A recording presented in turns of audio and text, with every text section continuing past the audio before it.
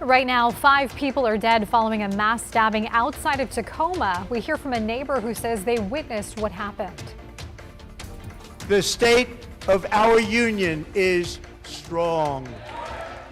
Plus, President Trump makes his State of the Union and makes his case to members of Congress why some Oregon lawmakers skipped that speech. And one Oregon senator looking to fight EBT fraud, the new feature they're looking to add to protect people's benefits. And travelers returning home after violent cartel clashes left them stranded in Mexico.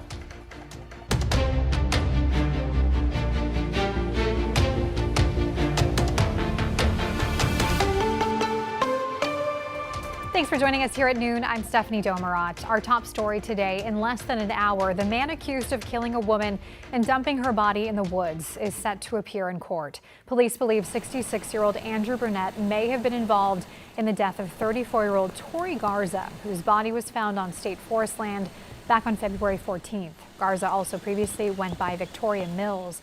After a family member reported her missing, Clark County Sheriff's deputies tracked her activity through cell phone data and surveillance video. That led them to arrest Burnett at his home in Woodland yesterday. He was booked into the Cowlitz County Jail for first-degree murder, patronizing a prostitute, and unlawful disposal of human remains.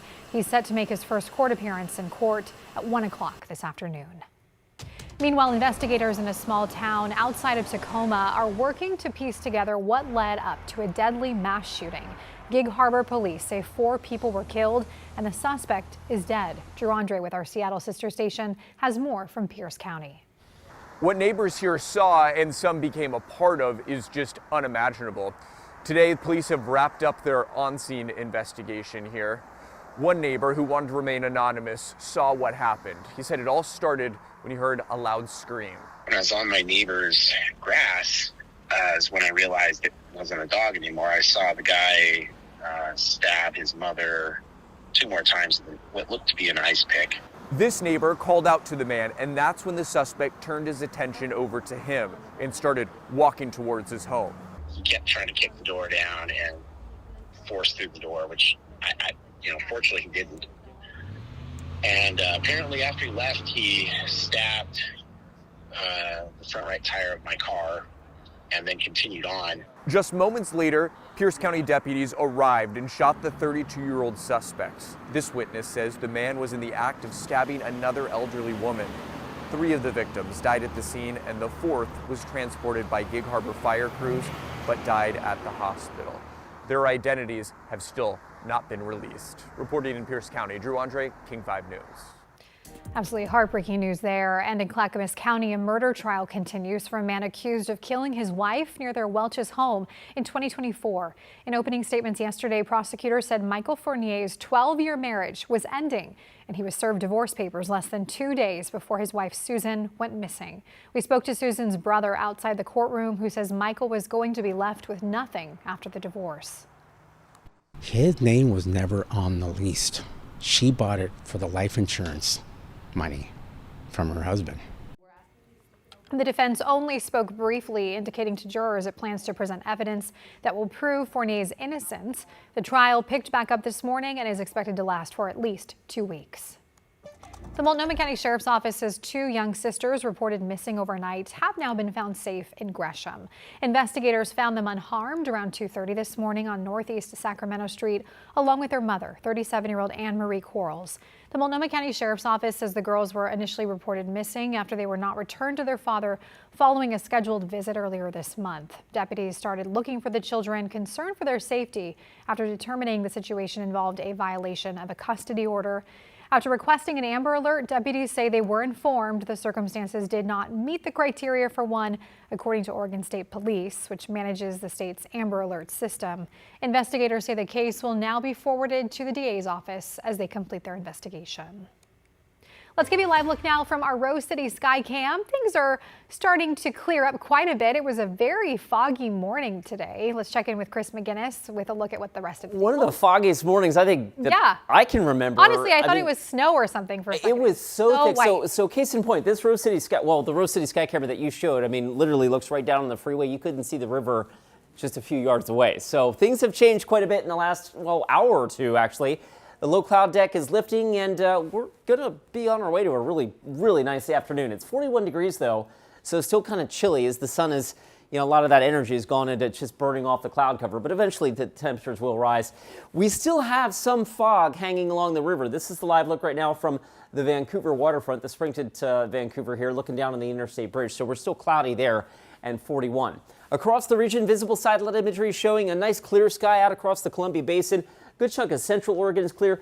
The central Willamette Valley has cleared out, but right here in the Portland, Vancouver metro area, and then getting up into say towards Rainier and Longview, we still have some low cloudiness to deal with. It's 45 right now in Beaverton, 44 Wilsonville, and Salem, one of the warmer spots on this map at 48.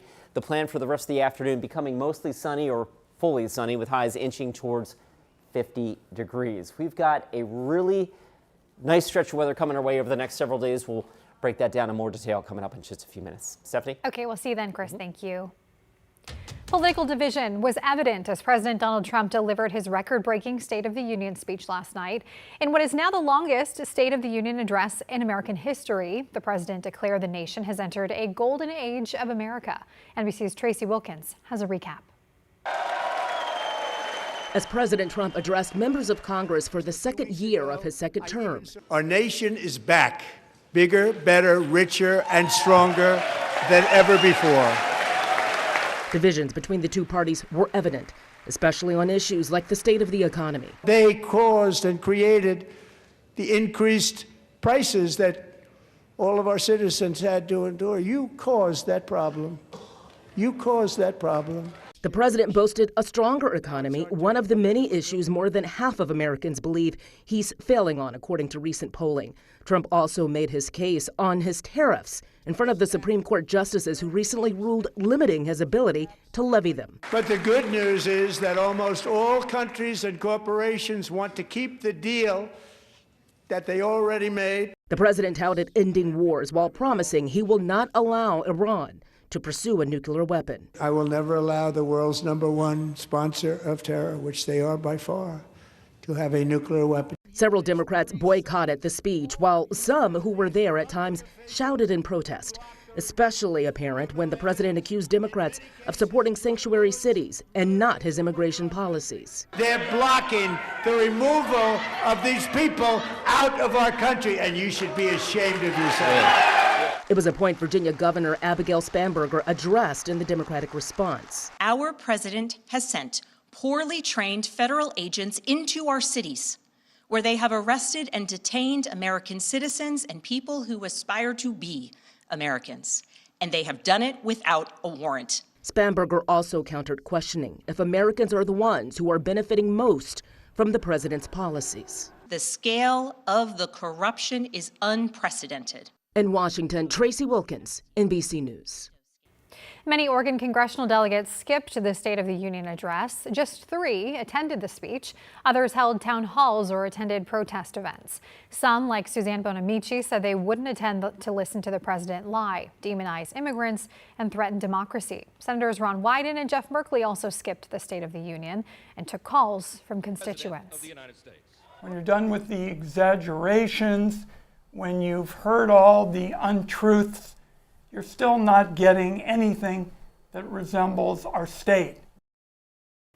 Some concerned citizens did make the trip to D.C. to attend a rebuttal to President Trump's speech called the State of the Swamp.